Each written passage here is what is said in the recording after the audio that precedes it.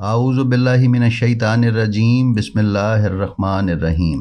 नाज़रीन व सामीन अस्सलामु अलैकुम। उम्मीद है आप खैरियत से होंगे और हमारे वीडियो से मुस्तफ़ीद हो रहे होंगे। नाज़रीन, हमेशा की तरह हम आपसे गुजारिश करते चलें कि हमारे दोनों चैनल्स ब्लेंड ऑफ हिस्ट्री और आओ तलाश करें को अपने दोस्तों और हल्का अहबाब में मुतारिफ़ करवाने के लिए अपना भरपूर किरदार अदा करें और हमारे वीडियोज़ अपने प्यारों के साथ शेयर करते रहें। आपकी हौसला अफजाई हमारे लिए बाइसे तक़वियत है और उलूम आले मोहम्मद की नशर व अशात में आपकी हिस्सेदारी है। नाजरीन, आज की वीडियो हमने दोस्तों के पुरज़ोर इसरार पर नेमतुल्लाह शाह वली पर बनाई है। नेमतुल्लाह शाह वली वैसे तो किसी के तारुफ़ के मोहताज नहीं हैं, लेकिन हम आपको बताते चलें कि नेमतुल्लाह शाह वली के दीवान में हज़ारों अशार मौजूद हैं, लेकिन उनकी वजह शोहरत उनके वो 3 कसीदे हैं जिनमें उन्होंने मुस्तकबिल में झांक कर देखा है और इमाम मेहदी अलैहिस्सलाम के ज़हूर पुरनूर तक के हालात व वाक़यात, हुक्मरानों के नाम, मुल्कों के हालात और जंगों की पेशगोइयाँ की हैं। मौजूदा आलमी तनाजुर में मशरिक़ वुस्ता में जारी जंग में तेज़ी से हालात बदल रहे हैं और ये जंग आलमी जंग बनने की तरफ जा रही है। इसराइल, फ़लस्तीन, शाम, लबनान और ईरान वग़ैरह का जंग करना और मगरिबी ममालिक का इसराइल की मदद करना तो रिवायात में बकसरत मिलता है। इसलिए हमारा वो तबका जो मुस्तकबिल के हालात पर गहरी नज़र रखता है, उसके लिए ये जंग ख़ास अहमियत की हामिल है। शाह नेमतुल्लाह वली के कसीदों पर आखिरी वक्त की पेशगोइयों के हवाले से ख़ासी बहस और मुबाहिसे होते रहे हैं। इसी तनाजुर में हम आज की वीडियो आपकी खिदमत में पेश कर रहे हैं। तो आइए चलते हैं अपनी आज की वीडियो की तरफ और उसके शुरू में हम ये देखेंगे कि शाह नेमतुल्लाह वली कौन हैं और उनकी पैदाइश कहाँ हुई। नाजरीन, नूरुद्दीन नेमतुल्लाह एक मशहूर आलिम और सूफ़ी बुज़ुर्ग गुज़रे हैं जिनका मज़ार ईरान के इलाके किरमान के शहर माहान में वाक़ है। आम तौर पर उनको शाह नेमतुल्लाह वली और नेमतुल्लाह शाह वली के नाम से याद किया जाता है। रिवायत के मुताबिक शाह नेमतुल्लाह वली की पैदाइश शाम के शहर हल्ब में हुई, लेकिन हुसूल इल्म और राह सुलूक में मुख्तलिफ़ इलाक़ों से उनका गुज़र हुआ। उनका सिलसिला नस्ब 5वें इमाम मोहम्मद बाक़िर अलैहिस्सलाम से मिलता है, इसलिए उनको अक्सर नेमतुल्लाह शाह वली बाक़री भी कहा जाता है। शाह नेमतुल्लाह वली एक कादिरुल कलाम और साहिब दीवान शायर भी थे। उन्होंने तवील उम्र पाई और 100 बरस से ज़्यादा की ज़िंदगी के बाद 1431 ईस्वी में माहान में वफ़ात पाई। उनका मज़ार भी माहान में ही वाक़े है। उनसे मंसूब नेमत इलल्लाही सिलसिला तसव्वुफ़ है, जिसके हज़ारों मोतक़िदीन दुनिया में आज भी मौजूद हैं। उनकी शोहरत जनूबी हिंद तक भी पहुँची, जहाँ के बहमनी सुल्तान ने उन्हें दक्कन आने की दावत दी, लेकिन ख़राबी सेहत और ज़्यादती उम्र की वजह से उन्होंने ख़ुद जाने की बजाय अपने पोते को भेज दिया। बाद में शाह साहब के वाहिद फ़र्जंद भी दक्कन हिजरत कर गए। उनकी औलाद के मज़ारात मरजाए ख़ासो आम हैं। नाजरीन, अब आते हैं शाह नेमतुल्लाह वली के उन अशआर की साख्त और तारीख़ पर जो उनकी वजह शोहरत बनी। शाह नेमतुल्लाह वली की पेशगोइयाँ फ़ारसी ज़बान में कसीदे की सिन्फ़ में लिखी गई हैं। दरअसल ये 3 कसीदों का मजमुआ है जिनकी अपनी अलग अलग तारीख़ है।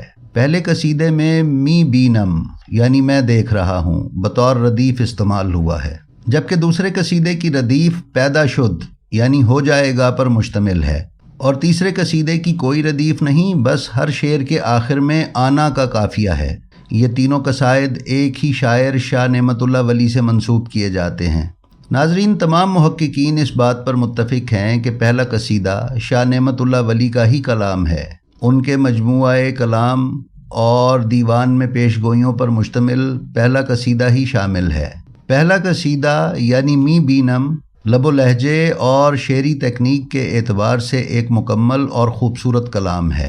पहले कसीदे में हिंदुस्तान का ज़िक्र सिर्फ़ एक शेर में है, जिसका तर्जुमा है मैं हिंदुओं को ख़राब हालत में देख रहा हूँ, उन पर तुर्क और तातारों का जुल्म देख रहा हूँ। शायद यही वजह है कि आगे चलकर पहले कसीदे के अशार का जिक्र दूसरे और तीसरे कसीदे के अशार के मुकाबले में नापैद होता चला गया। दूसरा कसीदा हमेशा इस शेर से शुरू किया जाता है जिसका तर्जुमा है कि इस दुनिया में एक बादशाह आएगा, तैमूर नाम का एक साहब करां पैदा होगा। उसके बाद इस कसीदे में मुग़ल शहनशाहों के नाम के साथ فردن فردن پیش گوئی ہندوستان پر برطانوی سامراج کے تسلط تک کی گئی ہے۔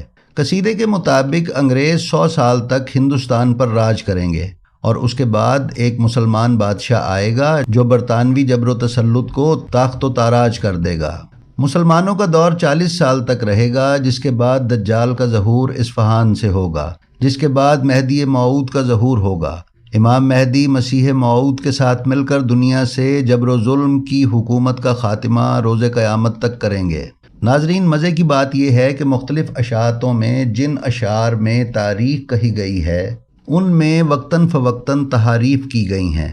مثال کے طور پر ایک شعر میں اس قصیدے کی تاریخ، یعنی وہ قصیدہ شاہ نعمت اللہ ولی نے کس سن میں کہا، کی تاریخ 570 ہجری قمری یعنی 1174 عیسوی کہی گئی ہے، جبکہ کچھ ایڈیشنز میں 770 ہجری قمری یعنی 1368 عیسوی کہی گئی ہے، اور ایک اور جگہ ظہور امام مہدی علیہ السلام کی تاریخ 1380 ہجری قمری یعنی 1960 عیسوی کہی گئی ہے، لیکن بعد کے ایڈیشن میں اس کو 1680 ہجری قمری یعنی 2152 عیسوی سے تبدیل کر دیا گیا ہے۔ طوالت میں دوسرے قصیدے کا ایک ایڈیشن 28 اشعار پر مشتمل ہے، ایک میں 40 اشعار، جبکہ زیادہ تر ایڈیشنز میں اشعار کی تعداد 35 سے 37 ہے۔ ناظرین، تیسرا قصیدہ ان تینوں قصیدوں میں سب سے زیادہ مجہول اور مشکوک ہے۔ فارسی زبان سے تھوڑی سی بھی آشنائی رکھنے والے شخص کے لیے یہ قصیدہ ایک بھیانک خواب ہے۔ اس قصیدے کی زبان نہایت ہی سطحی اور کئی جگہوں پر مہمل ہے۔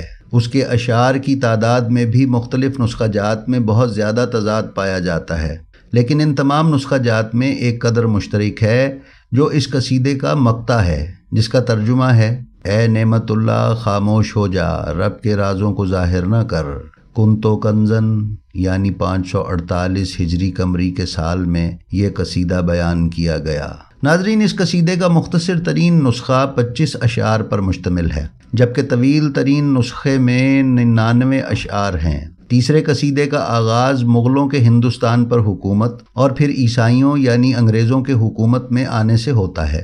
اس کے بعد یہ قصیدہ ایک چونچوں کا مربع بن جاتا ہے، جس میں ہندوستان اور پاکستان میں 20ویں صدی میں پیش آنے والے تمام واقعات کو کسی نہ کسی طرح پرو کر قصیدے کا حصہ بنایا گیا ہے، اور واقعات کی تاریخی ترتیب کا بھی بالکل خیال نہیں رکھا گیا۔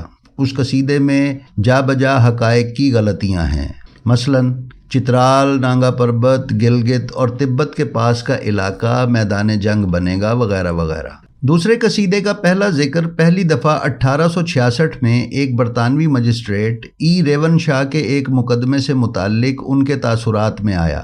ریون شاہ اس بارے میں لکھتے ہیں: یہ ایک قصیدہ ہے جو مولوی نعمت اللہ نے لکھا ہے، جس میں تاج برطانیہ کے 1279 ہجری یعنی 1853 میں سقوط کی پیشگوئی کی گئی ہے۔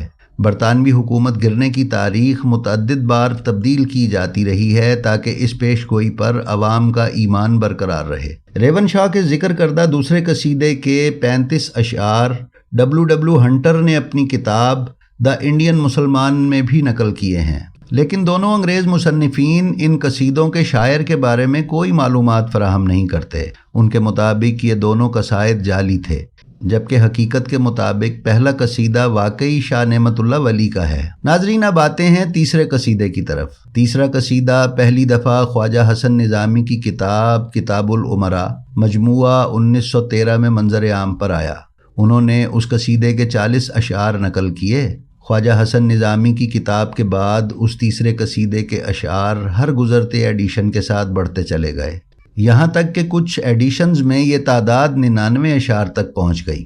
گزرتے سالوں کے ساتھ اہم واقعات کے بارے میں اشعار اس قصیدے کا حصہ بنتے گئے۔ خصوصاً قیام پاکستان کے بعد تیسرے قصیدے میں جعلی اشعار کے ایک ہجوم کا اضافہ کیا گیا۔